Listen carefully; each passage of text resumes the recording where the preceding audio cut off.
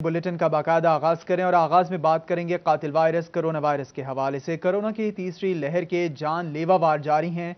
Faisalabad division में corona के मजीद 11 अफराद कोरोना के बायस जिंदगी हार गए हैं। 24 घंटों में 199 नए केसेस सामने आए हैं। आपको बता रहे हैं फैसलाबाद डिवीजन में कोरोना मजीद 11 जिंदगियां निकल गया है। 24 घंटों में 199 नए केसेस रिपोर्ट हुए हैं। इसी पर बात करेंगे अज़ादार हुसैन से। जी अपडेट कीजिएगा।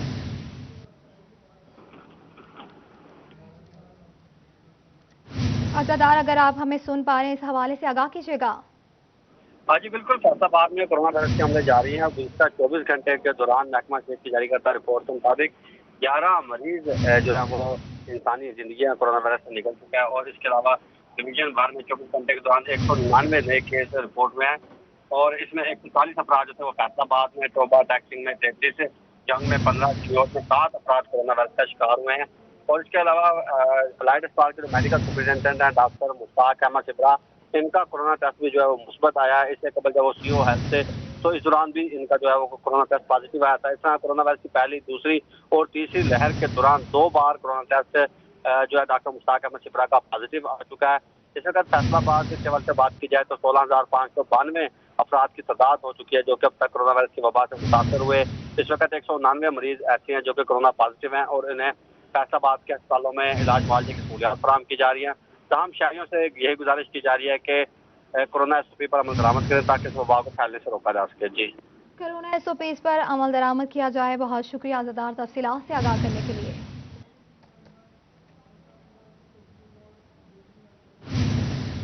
कोरोना मरीजों की बढ़ती तादाद, शहरी करें एहतियात। डीएचक्यू अस्पताल छंग कोरोना मरीजों से भर गया। अस्पताल इंतजामिया ने जनाना सर्जिकल वार्ड बंद कर दिया। सर्जिकल वार्ड में मजीद 24 बेड लगा दिए गए। आपको बता रहे हैं कि कोरोना मरीजों की बढ़ती तादाद के पेश नज़र शहरियों को एहतियात का मशवरा दिया गया है, जबकि डीएचक्यू अस्पताल छंग कोरोना मरीजों से भर गया है। मजीद तफसीलात क्या है जानेंगे मुबशिर हसन नकवी से। मुबशिर, आगाह कीजिएगा।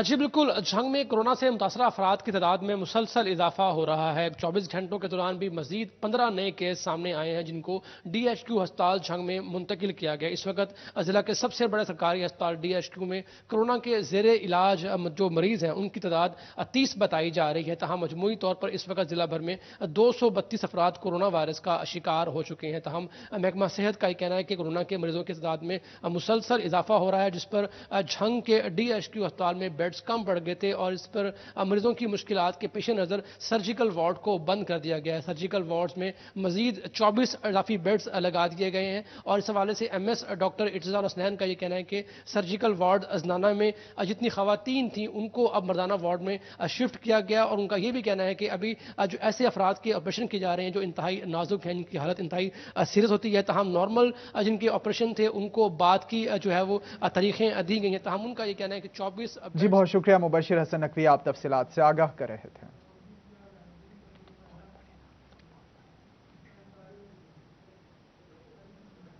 बात करेंगे अभी कोरोना की वबा थैलेसीमिया के मरीज बच्चों पर भारी पड़ने लगी है। फैसलाबाद में खून के एहतियात में कमी से मरीज परेशान हैं। अलीजेब फाउंडेशन के मुताबिक रोजाना 50 से 60 की बजाय अब सिर्फ 15 बच्चों को खून लग रहा है। जी बिल्कुल, आपको अपडेट करें इस हवाले से कि कोरोना की वबा थैलेसीमिया के मरीज बच्चों पर भी भारी पड़ने लगी। इसी पर बात करेंगे अपने नुमाइंदा अज़ादार हुसैन से। जी अपडेट कीजिएगा। थैलेसीमिया के मर्ज में मुब्तला मरीज़ बच्चे इस वक्त खासी मुश्किलात से दो चार हैं क्योंकि कोरोना वायरस की वबा के बाइस खून के जो एहतियात हैं वो फराहम नहीं किए जा रहे, जिसके बाइस ऐसे बच्चे जो कि अलीजेब फाउंडेशन समेत दीगर महकमों में जाके खून के एहतियात लगवा रहे हैं तो उन्हें मुश्किलात का सामना करना पड़ा है। इसकी वजह क्या है, हमारे साथ अलीजेब फाउंडेशन के कोऑर्डिनेटर मैडम सैमा मौजूद, हमसे जानते हैं। मैडम क्या कहेंगी? कोरोना की वजह से ज़ाहिर है सारे इंस्टीट्यूट बंद हैं।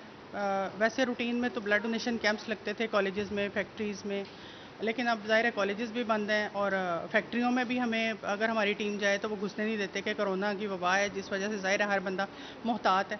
तो इसलिए हमें बहुत ज़्यादा मुश्किलात का सामना है। जहाँ पे हम डेली 50-55 बच्चों को ब्लड लगाते थे, आजकल 15 से 20 बच्चों को हम ब्लड लगा पा रहे हैं। बाकी जो पेशेंट हैं वो दूर दराज इलाकों से आते हैं और वो इसी तरह ब्लड लगवाए बगैर वापस चले जाते हैं। लगवाए बगैर ही जो है वापस जा रहे हैं, जहां 50 से 60 बच्चों को रोज़ाना की बुनियाद पे खून के एहतियात फराम किए जाते थे, तो वहाँ पे कोरोना वायरस के वबा के सबब मरीज बच्चों को मुश्किलात का सामना है। बहुत शुक्रिया ज़दार तफसीलात से आगाह करने के लिए।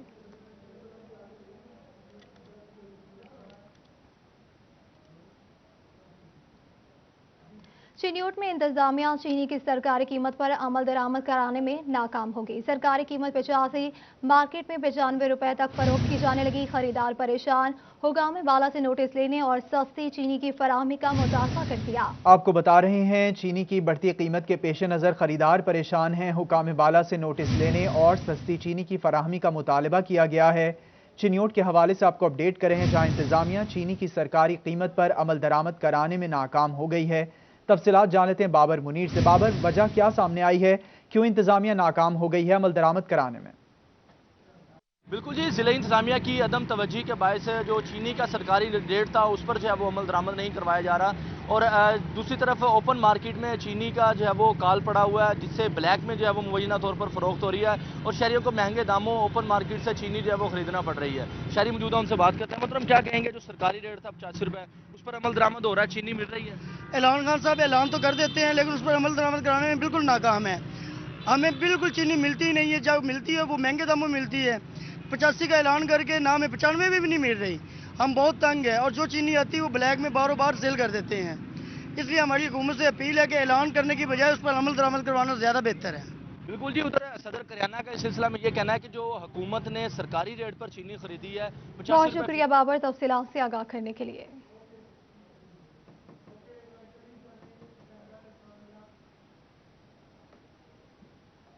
रमज़ान बाजारों के हवाले से आपको अपडेट करें। रमज़ान बाजारों में चीनी के खरीदारों की लंबी कतारों पर लाहौर हाईकोर्ट ने नोटिस ले लिया। अदालत आलिया ने रमज़ान बाजारों से कल तक चीनी के खरीदारों को लगी लाइनें ख़त्म कराने का हुक्म दे दिया है। रमज़ान बाजारों में चीनी के खरीदारों की कतारों से मुतालिक कल तक रिपोर्ट भी तलब कर ली गई है। आपको इस हवाले से अपडेट कर रहे हैं, लाहौर हाईकोर्ट ने नोटिस ले लिया है। अदालत आलिया ने रमज़ान बाजारों से कल तक चीनी के खरीदारों की लगी लाइनें ख़त्म कराने का हुक्म दे दिया है। रमज़ान बाजारों में चीनी के खरीदारों की कतारों से मुतालिक कल तक रिपोर्ट भी तलब कर ली है।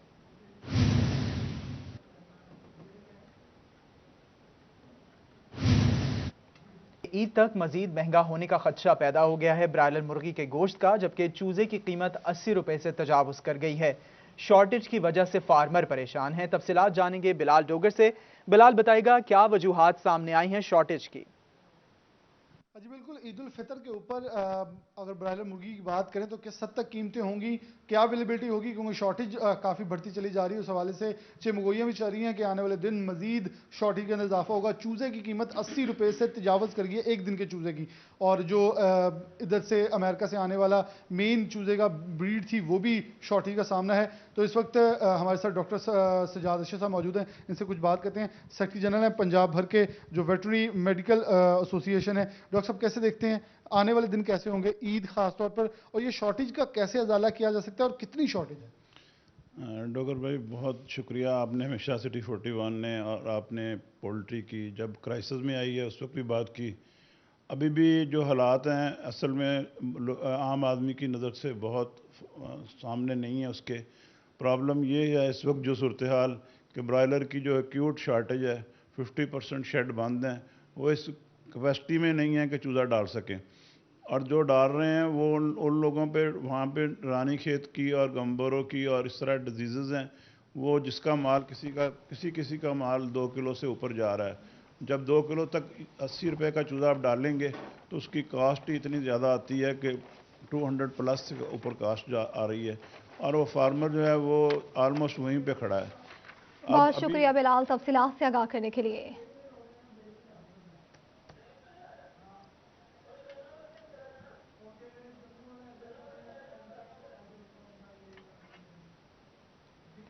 टोबा में गंदम की कटाई का अमल शुरू हो गया। महकमा मौसमियात ने बारिश की नवीद सुनाई तो किसानों के चेहरे भी मुरझा गए।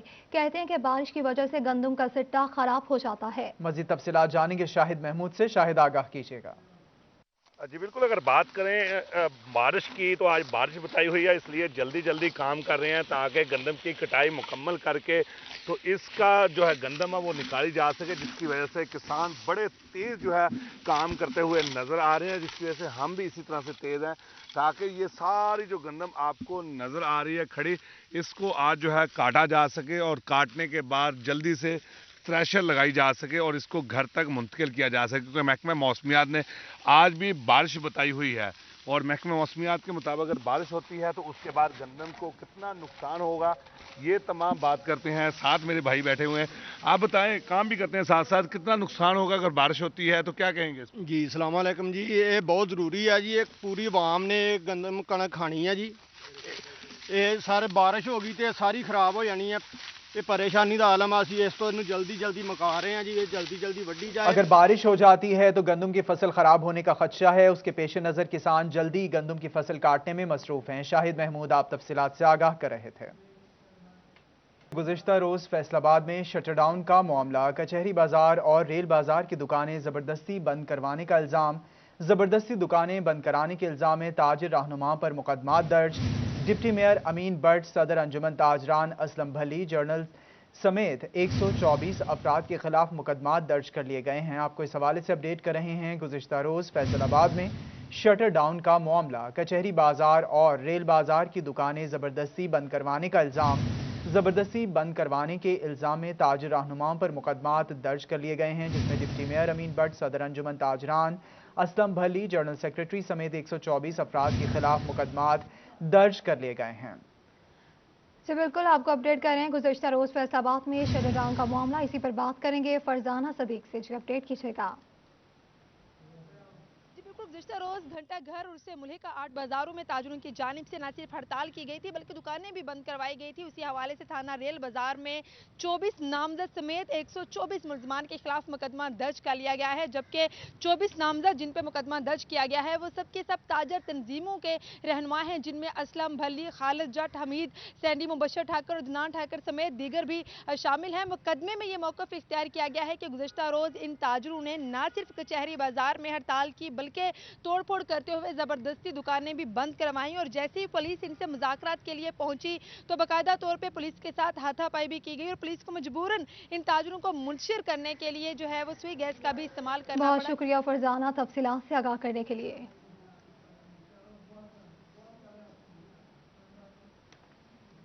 पीएचए बोर्ड ऑफ डायरेक्टर्स का 13वां इजलास की सदारत चेयरमैन पीएचए मियां वारिस ने की। डीजी पीएचए आसमा एजाज चीमा ने एजेंडा आइटम्स पर ब्रीफिंग दी। बोर्ड ने इश्तिहारी मुहिम को आउटसोर्स करने की मंजूरी दे दी। मजीद बात करेंगे रमजान मिर्जा से। रमजान, मंजूरी के हवाले से आगाह कीजिएगा। कोरोना एसओपीज़ को मद्देनज़र रखते हुए पहली बार जो बोर्ड ऑफ डायरेक्टर्स पीएचए है उनका इजलास आउटडोर मुनक्कद हुआ और बाग जना की बारादरी में ये इजलास हुआ, जिसकी सदारत चेयरमैन पीएचए मियां वारिस अजीज़ कर रहे थे। इस मौका पर director general PHA Asima Ejaz समेत डायरेक्टर्स और इस बोर्ड के जो दीगर मेंबरान थे उन्होंने भी इसमें शिरकत की। एमपीए शकील शाहिद भी खुसूस तौर पर इजलास में मौजूद थे और वो भी इजलास में शरीक हुए। इसके साथ साथ जो डिवीज़नल और ज़िला इंतज़ामिया के अफसरान थे वो भी इस इजलास में शरीक हुए। बुनियादी एजेंडा जो था वो 12वें इजलास की जो कार्रवाई थी उसकी तौसीक और इसके साथ साथ जो पीएचए की आउटडोर एडवर्टीज़मेंट है, बिलबोर्ड्स हैं और इसके साथ साथ जो इश्तिहारात होते हैं पीएचए की आउटडोर एडवर्टीजमेंट और दूसरे मामलात पर तबादला ख्याल किया गया। रमजान मिर्जा, आप मंजूरी के हवाले से अपडेट कर रहे थे। दूसरी जानिब फैसलाबाद के स्कूल्स में दाखिला टारगेट पूरा ना होने पर महकमा तालीम के अफसरान मुतहरिक हो गए। दाखिला मुहिम कामयाब बनाने और टारगेट पूरा करने के लिए सीईओ एजुकेशन अली अहमद सियान की स्कूल सरबराहान से मीटिंग। इसी पर बात करेंगे जहांगीर अशरफ से। जी अपडेट कीजिएगा। पंजाब हुकूमत की तरफ से सरकारी स्कूल्स में फरवरी में दाखिला मुहिम शुरू की गई थी, लेकिन मार्च में लॉकडाउन के बायस तालीमी इदारे बंद हो गए और ऐसी तनाजुर में जो दाखिला टारगेट है वो हासिल नहीं किए जा रहे।